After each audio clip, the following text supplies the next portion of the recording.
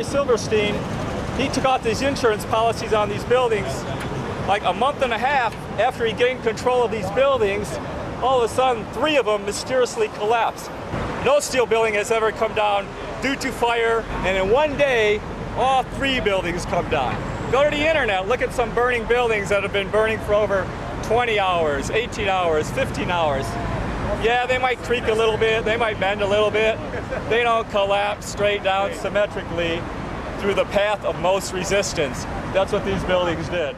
Larry Silverstein, he says, no, there was 2 buildings, 2 planes hit the towers, so those are separate incidences. The buildings were full of asbestos. It would cost billions of dollars.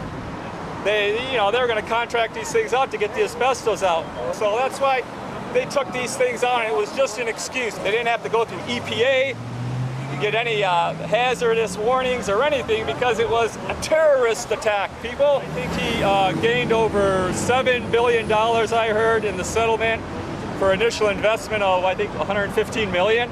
I mean, come on, folks. I remember getting a call from the fire department commander telling me that they were not sure they were going to be able to contain the fire. And I said, you know, we've had such terrible loss of life. Maybe the smartest thing to do is pull it.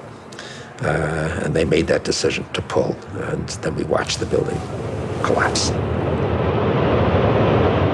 That was a 47-story steel and glass office building that just totally collapsed down into its own foundation about 5:20 on the afternoon of 9/11. It was not hit by airplanes, didn't have any devastating fires in it. It just collapsed down after the building owner, Larry Silverstein, said, well, I told the fire department to pull it, and they pulled it, and we stood there and watched the building come down. And they made that decision to pull, and then we watched the building collapse. Well, industry slang, pulling it means controlled demolition. If Building 7 was brought down by controlled demolition, then why is it so preposterous to assume that perhaps the Trade Center towers were brought down by controlled demolition? You hear that? Keep your eye on that building. It'll be coming down soon. It'll be coming down soon.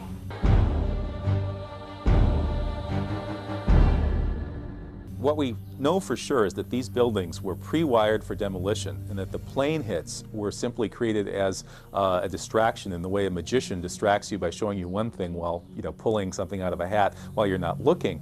In the same way, they conditioned us to think that the demolitions were actually collapses caused by plane hits and fires, when we now know that they were not.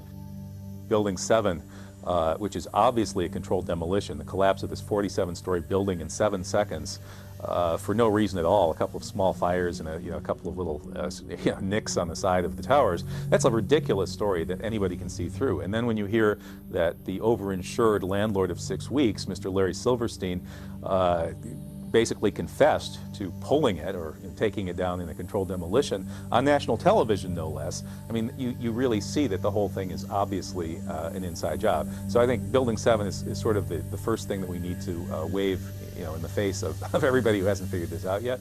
We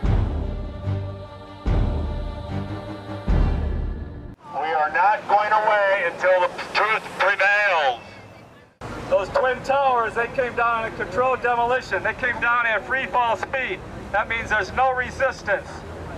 Jet fuel cannot melt steel. The only thing that can take out that resistance is explosive.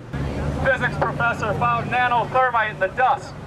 4 different locations. That right there, that's enough. You can take that to court. That's evidence. I started looking at the molten metal. All 3 buildings, both towers, in the rubble, in the basement areas, and Building 7, there's these pools of molten metal. Molten metal in the basements of all 3 buildings. Right. And yet all scientists now reasonably agree that the fires were not sufficiently hot to melt the steel. So what is this molten metal? It's a direct evidence for the use of high temperature explosives such as thermite. Thermite produces molten iron as an end product. Okay. We appreciate your coming on, even if I don't understand your theories. We appreciate you trying to explain them. Thanks. These core columns were discovered after the collapse.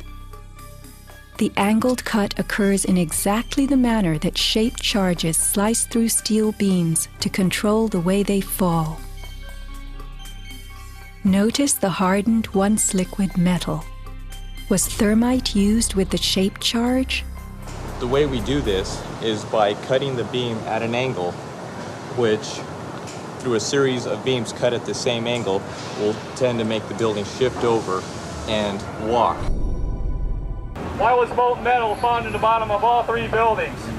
Molten metal is 4,500. For something to turn into molten metal, it has to be 4,500 degrees. Office fires and jet fuel cannot burn that hot. Jet fuel at a maximum temperature is only 1,800 degrees. Molten metal is a signature of thermite. It was blowing under the buildings for 3 months. In November, those fires were still burning. That has to tell you something right there. Look into it. There's thermite in those buildings. That's what took them down. It's a controlled demolition, plain and simple. You'd get down below and you'd see molten steel. Molten steel running down the channel rails. Like you're in a foundry. Like lava. The molten steel was found 3, 4, and 5 weeks later, when the rubble was being removed. He said that molten steel was also found underneath World Trade Center 7. So I'm looking through the official reports. What do they say about the molten metal? They say nothing. But wait a minute. This is important evidence. So where'd that come from? Thermite is so hot that it'll just cut through steel, through structural steel, for example, like a knife through butter. The products are molten iron and aluminum oxide, which goes off primarily as a dust.